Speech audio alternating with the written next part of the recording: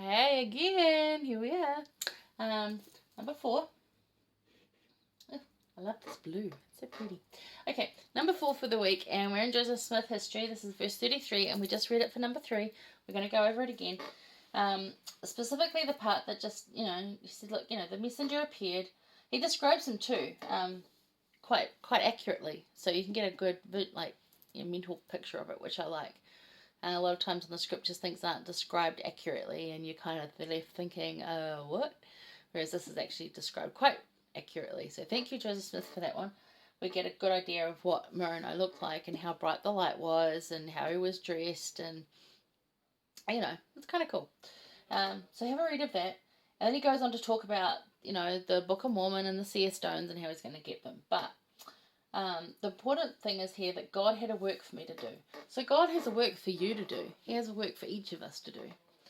We all have a purpose, whether we want to acknowledge it or not. It may seem even simple to you, yet in conjunction with all of us working together, it is great. And keep praying for the knowledge of that every day.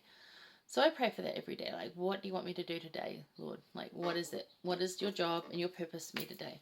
Sometimes it's simple, sometimes it's big, sometimes it's working with someone else, sometimes it's just wait, there's different things. Sometimes it's like you're doing enough. It's and sometimes it happens as the day goes on. So, it's different for everybody, but we have a purpose, and whether we can clearly see the end of the picture or not, there's a work to be done. And as thankless as it can be, or as hard as it can be, we still need to do it.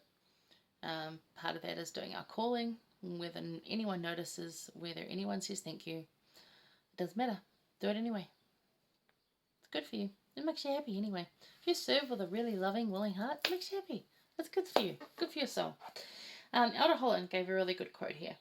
He said, "You are doing God's work. You are doing it wonderfully, wonderfully well. He is blessing you, and He will bless you, especially when your days and your nights may be the most challenging." Because that's when the blessings really are needed, aren't they? When it's most challenging. Things happen, and I think we've all seen that last year, and I think we'll see it again this year, that as long as we go about on the Lord's errand, the miracles happen. The service that we give, and it's not that we do it for reward, because I don't. I do it because it makes me feel better. And I don't always see rewards from it, and I'm okay with that because I don't expect anything from it. But there's still blessings that come because I'm living in such a way of service and kindness, and so that's how God has a work for you to do, and it's not that you're going to get rewarded straight away. It's just that you've got a work to do, so just do it. It's good. It's good for you. You do the work, you feel good.